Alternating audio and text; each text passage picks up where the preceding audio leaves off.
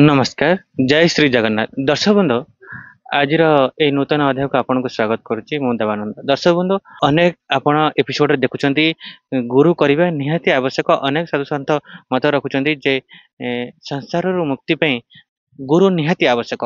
किंतु जने उत्तम गुरु प्राप्त हेबा पई कौन करिबा आवश्यक एवं केमिति किभଳି एक उत्तम गुरु आमे पाई परिबा, सीधा सड़क आमे कथा बा स्वामी आनंद राज का सहित आम सहित जोड़ी होती। आम सीधा सड़क सहित कथा आम सहित जोड़ी हो रुहतु भिडियो शेष पर्यंत।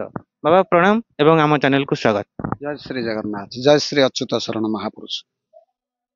उत्तम गुरु पाइबा पाई हेले पूर्व जन्मर जो कथा कुहाई भागवत रे जे पूर्व अर्जित कर्म फले जाची मु देउथाए बळे।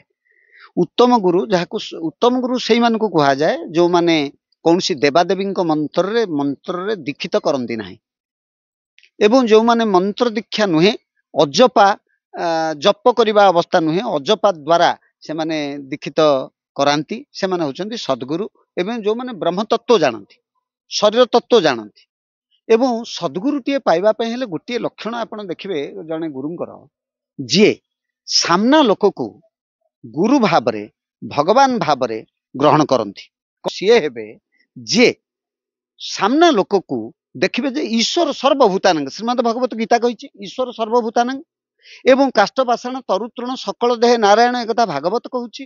तेणु सबुरी भितरे जे ब्रह्म सत्ता को देखंती एवं सामनार समस्त जीव जंतु को गछ पत्र तरु लता सबु को भावंती ईश्वर को सृष्टि एवं सबुथरे ईश्वर अछंती। जेमिति कहिले प्रहलाद प्रहलाद कहिले खंबरे अछंती प्रभु एवं खंबरु नृसिंह अवतार है कि बाहरले प्रभु श्री महापुरुष महान कथा सृष्टि हैला एवं सेतेबेले नृसिंह अवतार जेतेबेले हैला पुरुषोत्तम अवतार प्रभु हेकरी आसिले सेतेबेले कोठु आसिले खंबरु आसिले जो खंबरे हिरण्यकश्यप देखि पारु नथिले भगवानकर सत्ताकू सेही खंब भितरे तांकठु जन्म होइतिबा पुओ मात्र 12 वर्षर पिलाटिए देखिकरी कहूची एही खंब भितरे अछंती मोर प्रभु। तेणु ये सबुरी भितरे जे परम ब्रह्म परम पिता को दर्शन करि पारे जगत गुरुमय जहा दृष्टि रे एवं सर्वमय कर्ता होचंती भगवान बोली जी अनुभव करंती एवं समस्तंक भितरे भगवान को सत्ता को अनुभव करंती सी होचंती सद्गुरु सी होचंती तत्वगुरु एवं जी इजी अवेलेबिलिटी माने जी सहज भावे शिष्य को उपलब्ध हेई पारिबो। शिष्य को केवल दीक्षा देले नुहे ताकू शिक्षा देबा को पड़िबो ताकू कुंडलिनी साधना करिया को पड़िबो। शरीरटा गोटे ब्रह्मांड सहित समान या भितरे गंगा जमुना सरस्वती अछंती यारी भितरे हिमालय अछि यारी भितरे समस्त देवादेवी उपस्थित रही। तेणु तांकु खोजी पाइबा को हेले आपन को सद्गुरु आवश्यक एवं सद्गुरु सीए जीए समस्तंक भितरे परम ब्रह्म परम पिता को अनुभव करंती काहाकू छोट काहाकू बड़ एमती आसन रे रखंती नाही। तेणु जो गुरु मानन को नहीं ये समाज वर्तमान चालुची के मंत्र टिके दीक्षा दे दउचंदी के मां को कथा के पिता को कथा कहि करी को मंत्र तंत्र मंत्र जंत्र रे जो माने लिप्त अछंती से माने सद्गुरु नुहंती। से माने ये जगत रे किछि कामना युक्त कार्य सफल करने को संकल्प किए करिसेंती कार चाकरी हबो कार पुओ हबो कार घर हबो कार रोग मुक्त हबो एइति पाई एक्चुअली सद्गुरुंकर उपस्थिति नहीं। सद्गुरु केवल जन्म मृत्यु चक्र रु मुक्ति करिया पई सद्गुरु आसी थांती। से माने तम दारिद्रतार मुक्ति पाई नुहे रोगरु मुक्ति पाई नुहे निसंतान रु मुक्ति पाई नुहे से केवल जन्म मृत्यु चक्र रु मुक्ति करिया पई आसी थांती। आमर आमे जोठु आसीचु जेमते आपण जोठु आछंती सेइटिकी फेरिबे आपनक निज घर को फेरिबे जदि बाट बणा हेबे कोन करिवे आपण निज घर को फेरिबार बाट बणा आमे माने समस्ते। तेणु आमे आसीचु जोठु परम ब्रह्म परम पितांक पदार बिंदरु से परम ब्रह्म परम पद परम ब्रह्म पाखकू तांकर पदार बिंदर पाखकू आमको फेरी जिबा पाई श्रीमद् भगवत गीता मार्गदर्शन कराए आमर वेद वेदांत मार्गदर्शन कराए उपनिषद माने मार्गदर्शन करांती।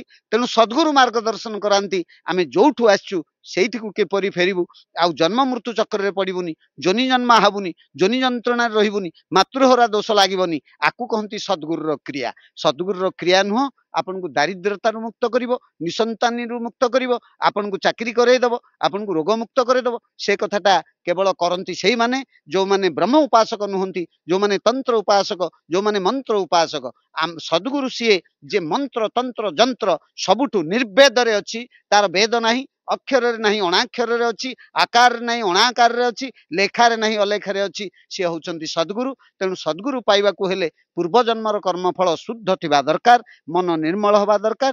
ଏବଂ ବିଭୁ କୃପା ଯଦି ଏ ଜନ୍ମରେ ହବ, ଆପଣ କିଛି ଭଲ କର୍ମ କରିବେ, ଆପଣ ଯଦି ବ୍ୟାକୁଳ ହେବେ, ନିଶ୍ଚୟ ପ୍ରଭୁ ଶ୍ରୀ ଜଗନ୍ନାଥ ଆପଣଙ୍କୁ ଜଣେ ସଦ୍ଗୁରୁ ଭେଟ କରିବେ। ଜୟ ଶ୍ରୀ ଜଗନ୍ନାଥ। ବାବା କିନ୍ତୁ ଆମେ ଯାହା ଦେଖୁଛୁ ଅନେକ ଜାଗାରେ ଗୁରୁ ଅ, ଲୋଭୀ ହଉଛନ୍ତି, ଶିଷ୍ୟର ଧନ ପ୍ରତି ଲୋଭ। ତାପରେ ବାବା ଯୋଉ ଗୁରୁ ମାନେ ଶିଷ୍ୟର ଧନ ପ୍ରତି ଲୋଭୀ ଅଛନ୍ତି ବା ଶିଷ୍ୟର ଧନ ଯୌବନ ଜୀବନକୁ ଲୁଟପାଟ କରୁଛନ୍ତି, ସେମାନେ କଂସେଇ।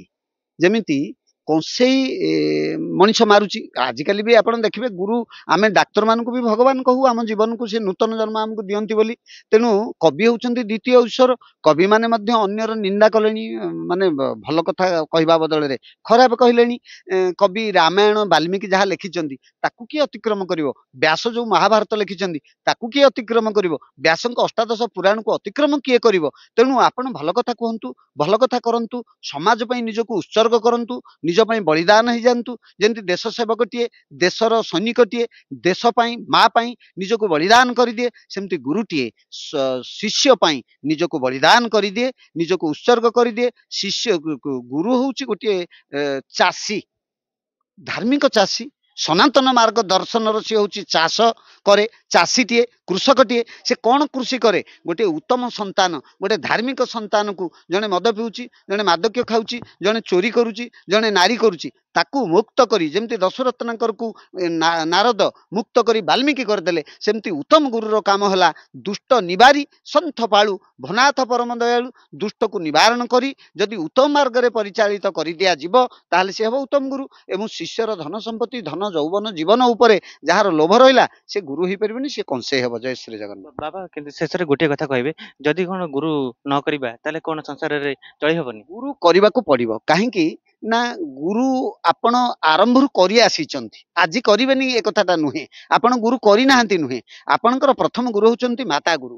ଆପଣଙ୍କୁ ଯେ ଗର୍ଭଧାରଣ କଲେ ଏବଂ ଭୂମିଷ୍ଠ କରେଇଦେଲେ, ଭୂମିଷ୍ଠ ହେଲା ପରେ ଆପଣ ଯୋଉ ପ୍ରଥମେ ମାତୃଭାଷା ପଦୁଟିଏ କହିଲେ, ମା ବୋଲି ଯୋଉ ପ୍ରଥମେ ଡାକିଲେ, ବାବା ବୋଲି ଯୋଉ ପ୍ରଥମେ ଡାକିଲେ, ସେ ଯାହା ଆପଣ କହିଲେ ମଦର ଟଙ୍ଗ ବୋଲି କୁହାଯାଉଛି, କଲୋକାଲ ଲାଙ୍ଗୁଏଜ ବୋଲି କୁହାଯାଉଛି, ମାତୃଭାଷା। ସେ ମାତୃଭାଷାର ପ୍ରଥମ ଗୁରୁ ଆପଣଙ୍କର ମା। ଏବଂ ବାପା ହାତ ଧରିକି ଯୋଉ ଚାଲି ଶିଖେଇଲେ, ଇଏ ଚାଲି ଯୋଉ ପାଦେ ଆପଣ ଚାଲୁଛନ୍ତି ଆଗକୁ ଆଗକୁ ବିକାଶର ପଥରେ ଆପଣ ଆଗଉଛନ୍ତି, ସେ ବିକାଶ ପଥରେ ଆପଣ ଆଗେଇ ଯିବାର ପ୍ରଥମ ପାଦ ପକେଇଛନ୍ତି ଆପଣଙ୍କର ପିତା। ସିଏ ଆପଣଙ୍କର ଗୁରୁ, ମାତା ଗୁରୁ, ପିତା ଗୁରୁ। ଏବଂ ଆପଣ ଆଜି ଯୋଉ ଅଙ୍କ କଷିକିରି 2 ମିଶାଣ 2 ସମାନ 4 କହିବାର ସାମର୍ଥ୍ୟ ହେଇଛନ୍ତି, ଆପଣ ଯୋଉ ଇଂଲିଶ କହୁଛନ୍ତି, ଗଣିତ ବୁଝିପାରୁଛନ୍ତି, ସାହିତ୍ୟ କହୁଛନ୍ତି, ଭାଷା କହୁଛନ୍ତି, ଏ ସବୁ କଥା ଗୁଡାକ ଆପଣଙ୍କୁ ଶିକ୍ଷା ଗୁରୁ ଦେଲେ। ଏବଂ ଶିକ୍ଷା ଗୁରୁଙ୍କ ପରେ ଆପଣ ଯେତେବେଳେ ବିବାହ କଲେ, ଆପଣଙ୍କ କର୍ଣ୍ଣରେ ହରେ କୃଷ୍ଣ ମହାମନ୍ତ୍ର କର୍ଣ୍ଣ ଗୁରୁ ଦେଲେ। ଏବଂ ଆପଣ ଗୁରୁ ପରେ ଗୁରୁ କରିଚାଲିଛନ୍ତି। ଆପଣ ସାଇକେଲ କିଏ ଗୋଟେ ଶିଖେଇଥିବ, ସିଏ ବି ଗୁରୁ। ମୋଟର ସାଇକେଲ କିଏ ଶିଖେଇଥିବ, ସିଏ ବି ଗୁରୁ। ଆପଣ ରାସ୍ତାଟା ପାଉନାହାନ୍ତି, କୋଉ ରାସ୍ତାରେ ଯିବେ, କୋଉ ଗାଁରେ ବାଟ ବଣା, ସିଏ ବି ଗୁରୁ। ତେଣୁ ଆପଣଙ୍କର କାଉ ବି ଆପଣଙ୍କର ଗୁରୁ। ରାତି 4ଟା ବେଳେ ଆପଣଙ୍କୁ ନିଦ ଭାଙ୍ଗି ଦଉଛି, ଆହା କାଉ ରାବିଲାଣି, ସିଏ ଜଗେଇଲା, ଯିଏ ଜଗେଇଲା ସିଏ ଗୁରୁ। ତେଣୁ ସଦ୍ଗୁରୁ ଆପଣଙ୍କୁ ଜଗେଇବେ, ଏ ଅଧର୍ମ ବାଟରେ ଯାନି। ଯେମିତି ଶ୍ରୀମଦ ଭଗବତ ଗୀତା 4th ଅଧ୍ୟାୟ 7-8 ଶ୍ଲୋକରେ ଭଗବାନ କହିଛନ୍ତି, ଯଦା ଯଦା ହି ଧର୍ମସ୍ୟ ଗ୍ଲାନିର୍ଭବତି ଭାରତ, ଯଦା ଯଦା ହି ଧର୍ମସ୍ୟ ଗ୍ଲାନିର୍ଭବତି ଭାରତ, ଯଦା ଯଦା ହି ଧର୍ମସ୍ୟ ଗ୍ଲାନିର୍ଭବତି ଭାରତ, ଅଭ୍ୟୁତ୍ଥାନ ଅଧର୍ମସ୍ୟ ତଦାତ୍ମନ ସୁଜାମ୍ୟହମ୍, ପରିତ୍ରାଣୟ ସାଧୁନାଂ ବିନାଶୟତ ଦୁଷ୍କୃତମ୍, ଧର୍ମ ସଂସ୍ଥାପନାର୍ଥାୟ ସମ୍ଭବାମି ଯୁଗେ ଯୁଗେ। ଏକଥା କହିଛନ୍ତି ଭଗବାନ, ଯେ ଯେତେବେଳେ ଧର୍ମର ଗ୍ଲାନି ହବ, ସେତେବେଳେ ଆମକୁ ଗୁରୁ ରୂପରେ ଭଗବାନ ପଠେଇଥିବେ ଜଣେ ସଦ୍ଗୁରୁକୁ। ଜଣେ ସଦ୍ଗୁରୁ ଆସିଥିବେ ଧର୍ମକୁ ସ୍ଥାପନ କରିବା ପାଇଁ। ପୁଣି ସମାଜରେ ତାଙ୍କର ହରେ କୃଷ୍ଣ ମହାମନ୍ତ୍ର ଯେମିତି ଶ୍ରୀ ଚୈତନ୍ୟ ପ୍ରଚାର କଲେ, ଖୋଳ ତାଳରେ ଜଗତକୁ ନଚେଇଲେ, ସେମିତି କେହି ଜଣେ ଗୁରୁ ଆସିବେ, ଜଗତକୁ ନଚେଇବେ, ଜଗତକୁ ଧର୍ମ ଦେବେ, ଜଗତ ସୁରକ୍ଷା କରିବେ, ଜଗତରେ ଆମ ସନାତନ ଧର୍ମର ମାର୍ଗଦର୍ଶନ ଆହୁରି ବ୍ୟାପକ ହବ। ତେଣୁ ସିଏ ହେଉଛନ୍ତି ଜଗତ ଗୁରୁ। ଗୁରୁ ସେତେବେଳେ ଆସନ୍ତି ଯେତେବେଳେ ଧର୍ମର ଗ୍ଲାନି ହୁଏ। ଏବେ ଧର୍ମର ଗ୍ଲାନି ହେବା ସମୟ ଆସିଛି। ନିଶ୍ଚୟ କେହି ସଦ୍ଗୁରୁ ଏ ସମାଜରେ ଆମ ପାଖେ ଉପସ୍ଥିତ ଅଛନ୍ତି। ଆମେ ତାଙ୍କୁ ଆମ କର୍ମ ଅନୁସାରେ, ସାଧନା ଅନୁସାରେ, ତପସ୍ୟା ଅନୁସାରେ, ବ୍ୟାକୁଳତା ଅନୁସାରେ ନିଶ୍ଚୟ ପ୍ରାପ୍ତ ହବା। ଏବଂ ଯୋଉମାନେ ସଂସାରରେ ଗୁରୁ ନାମରେ ବେଶ ପୋଷାକ ହେଇ ତିଳକ ଚୈତନ କରି ଲୁଟପାଟ କରୁଛନ୍ତି, ସେମାନେ ସଂସାରରେ କଂସେଇ ସାଙ୍ଗେ ସମାନ। ସେମାନେ ଚୋର ଡକାୟତ, ଯେମିତି ଜଣେ ଛୁରୀରେ ଡକାୟତ କରୁଛି ଛୁରୀ ଦେଖେଇ, ଜଣେ ବନ୍ଧୁକ ଦେଖେଇ ଡକାୟତ କରୁଛି, ଇଏ ସେମିତି ଆଶାବେଡି ଦେଖେଇ ବା ଅଭିଶାପ ଦବା କଥା କହି, ଲୋଭମୋହ କହି, ମିଛ ସତ କହି, ତମକୁ ଗ୍ରହ ପଡିଛି, ତମେ ମରିଯିବ, ତମ ସଂସାର ଭାସିଯିବ, ମିଛ ସତ କହି ନାନା କଥା କହି ତାଙ୍କୁ ଲୁଟପାଟ କରୁଛନ୍ତି। ସେମାନେ ଚୋର ଡକାୟତ ଯାହା, ଇଏ ବି ସେଇଆ, କଂସେଇ ଯାହା, ଇଏ ବି ସେଇଆ। ତେଣୁ ମାର୍ଗଦର୍ଶନ ଯଦି ଉତ୍ତମ ନ ହବ ତାହେଲେ ସେ ଗୁରୁ ମଧ୍ୟ ଇଏ କର୍ମର ଫଳ ନିଶ୍ଚୟ ଭୋଗିବ। ଏଥିପାଇଁ କାହାକୁ କିଛି କହିବାର ଆବଶ୍ୟକ ନାହିଁ। ଯିଏ ଯୋଉ କର୍ମ କରୁଛି ସେ ତା ନିଜ ପାଇଁ। ଜୟ ଶ୍ରୀ ଜଗନ୍ନାଥ। ଦର୍ଶକ ବନ୍ଧୁ, ବାବାଙ୍କ ପାଖରୁ ସିଧାସଳଖ ଶୁଣୁଥିଲେ, ଗୁରୁଙ୍କ ବିଷୟରେ ଅନେକ କଥା କହିଲେ, କିନ୍ତୁ ଅନେକ କଥା ଆହୁରି ରହିଯାଇଛି ଯାହା ସମୟ ସାପେକ୍ଷ। ଆମେ ଆଜିର ଅଧ୍ୟାୟକୁ ଏଇଠି ବିରାମ ଦେଉଛୁ। ଆଉ ଏକ ଅଧ୍ୟାୟରେ ବାବାଙ୍କ ସହିତ ସ୍ୱତନ୍ତ୍ର ଭାବରେ ଆଉ ଏକ ନୂତନ ବାର୍ତ୍ତା ସଂଗ୍ରହ କରିବା। ଆଜିର ଅଧ୍ୟାୟକୁ ଏଇଠି ରଖୁଛୁ। ଜୟ ଶ୍ରୀ ଜଗନ୍ନାଥ, ଜୟ ପଞ୍ଚସଖା। ଜୟ ଶ୍ରୀ